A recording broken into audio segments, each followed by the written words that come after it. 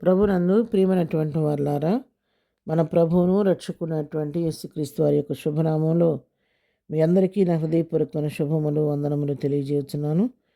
ఉదయకాలం దేవుని వాక్యాన్ని ధ్యానం చేసుకుందాము. దేవుని వాక్య ధ్యానం కొరకు మనం తీసుకున్న లేఖన భాగం యోబు గ్రంథము 37వ అధ్యాయం 5వ వచనం చదువుకుందాం. దేవుడు ఆశ్చర్యముగా ఉరుముధ్వని చేయును, మనం గ్రహింపలేని గొప్ప కార్యములను ఆయన చేయును. ఇక్కడ వాక్యం సెలవిస్తుంది, మనం గ్రహింపలేని గొప్ప కార్యములను ఆయన చేయను. అవునండి, మనం కొన్నిసార్లు ప్రభువు చేసేటువంటి కార్యాలు అవి మనం గ్రహించలేము. వాటిని మనం తెలుసుకోవటం కూడా చాలా కష్టంగా ఉంటుంది అన్నమాట. వాటిని మనం పరిశోధించలేము, మనం తెలుసుకోలేము. పరిశోధించడానికి మన జ్ఞానం సరిపోదు. ఎందుకంటే ఆయన సర్వజ్ఞాని, భూత వర్తమాన భవిష్యత్ కాలం ఎరిగిన దేవుడు. ఆయన ఏ సమయంలో ఎట్లా ఏ విధంగా కార్యం చేస్తాడో అది ఎవరికీ అందుబాటు కాదు. అందుకే ఆయన చేసే కార్యములు ఎంతో అగమ్యగోచరముగా ఉంటాయి అన్నమాట. అవి మా మానవ జ్ఞానానికి అందవు. అందుకే భక్తుడు అంత చక్కగా ఆ మాట చెప్తున్నాడు. ఆయన గ్రహించలేని గొప్ప కార్యాలు ఆయన చేసే దేవుడని తెలియచేస్తున్నాడు. అక్కడ మాత్రమే కాదు, యోబు గ్రంథం 9వ అధ్యాయం 10వ వచనం కూడా చూసుకుంటే, ఎవడనూ తెలుసుకోలేని మహత్తైన కార్యములను లెక్కలేని అద్భుత క్రియలను ఆయన చేయుచున్నాడు. ఎవరూ తెలుసుకోలేరు దేవుని కార్యాలు. ముందుగా చెప్పగలిగిన వారు ఎవరూ లేరు. ఇట్లా దేవుడికి ఇట్లా చేస్తాడని దేవుడి ఆలోచన ఎరిగిన నరుడు ఎవడు ఈ లోకంలో లేడనమాట. ఆయన గ్రహించటం ఎవరి శక్తి చాలదు. ఆయన మహత్తైన కార్యాలు చేసే దేవుడు, అద్భుతమైన ఆశ్చర్య కార్యాలు, లెక్కలేని అద్భుత క్రియలు చేసే దేవుడై ఉన్నాడు. కాబట్టి ఈ లోకంలో ఎవరు కూడా ముందుగానే ప్రభు ఇట్లా చేస్తాడు అని ముందుగానే ఊహించి చెప్పగలిగినటువంటి వారు ఎవరు కూడా మానవ జ్ఞానానికి అందనటువంటి ఊహకు మించినటువంటి కార్యాలు ఆయన మనం చేసేది. అందుకే మనము ఎఫెసీ పత్రిక 3వ అధ్యాయం రాయబడింది, అడుగు వాటి కంటెను ఊహించు వాటి కంటెను అత్యధికంగా చేయటకు ఆయన శక్తి కలిగిన దేవుడు. ఊహకు మించిన కార్యాలు, మన ఊహలు మన ఆలోచనలు ఇంతవరకే కొంతవరకే ఉంటాయి. కానీ అవి మన ఆలోచనల కంటే తన ఆలోచనలు, మన తలంపుల కంటే తన తలంపులు ఎట్లా ఉంటాయి అంటే, మన తలంపుల భూమి కంటే ఆకాశం ఎంత ఎత్తుగా ఉంటుందో మన ఆలోచనల కంటే తన ఆలోచనలు అంత ఎత్తుగా ఉంటాయంట. మనం క్లోజ్డ్ సర్క్యూట్లో ఉంటాం. మనం ఉండి చిన్న చిన్న ఆలోచన, చిన్న చిన్న కోరికలు, చిన్నటువంటి అవసరతల కొరకు మనం ప్రార్థిస్తూ ఉంటాం. కానీ ఆయన ఇచ్చేవి చాలా గంభీరమైనటివి.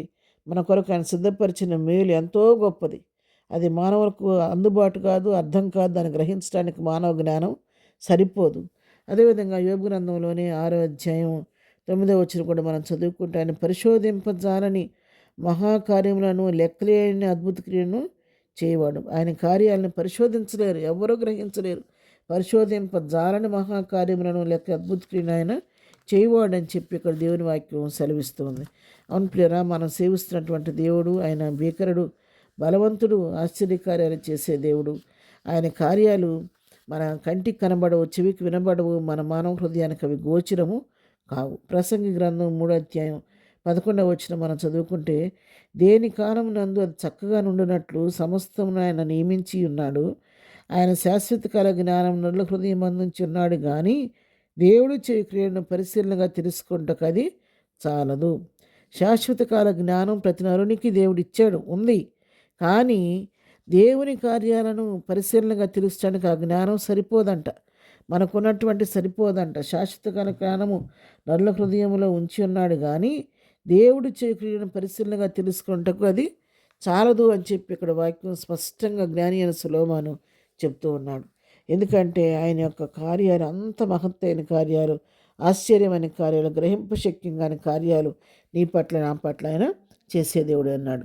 రోమాపత్రిక 11వ అధ్యాయం 33వ వచనం చదువుకుంటే, ఆహా, దేవుని బుద్ధి జ్ఞానముల బాహుల్యము ఎంతో గంభీరము, ఆయన తీర్పులు శోధింపని ఎంతో అసఖ్యములు, ఆయన మార్గములు ఎంతో అగమ్యములు. ప్రభువు మనసు ఎరిగిన వాడెవడు, ఆయనకు ఆలోచన చెప్పిన వాడెవడు, ముందుగా ఆయనకిచ్చి ప్రతిఫలం పొందగల వాడెవడు అని చెప్పని ఇక్కడ వాక్యం ప్రశ్నిస్తూ ఉంది.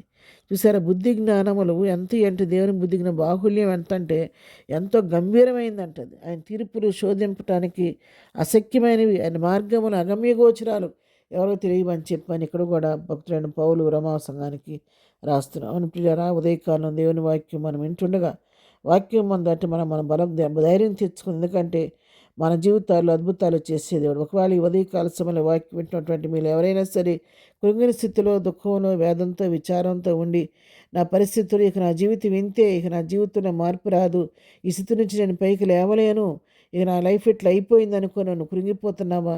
విచారంతో కొట్టబడుతున్నావా?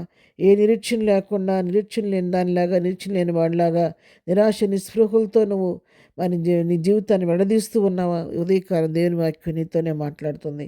నా కుమార్తె, నా కుమారుడు, నువ్వు భయపడొద్దు, నువ్వు దిగులు పడవద్దు, నువ్వు అనుకున్నట్టుగా నీ జీవితం ఆగిపోలేదు, కానీ నీ పట్ల నూతన కార్యం నేను చేయబోతున్నాను.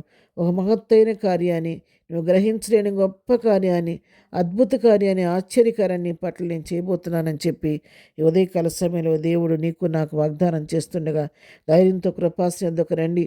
ప్రభు నా స్థితిని మార్చగలిగిన ఒక్కడివే, ఊహకు మించిన కార్యం చేయగలిగిన వాడు, మహత్తైన కార్యం చేసి అద్భుతాలు చేసే దేవుడు నువ్వు ఉన్నావు. కాబట్టి నా పట్ల ఈ సంవత్సరాంతంలో ప్రార్థిస్తున్నానయ్యా, నూతన సంవత్సరం నా పట్ల నూతన కార్యం చేసి నాకున్నటువంటి నిందలను తొలగించి, నాకున్న ఈ పరిస్థితిని మార్చి, నా జీవితంలో ఒక అద్భుతం జరిగించి నా నోటిని నవ్వు కలిగించమని మీరు అడగండి.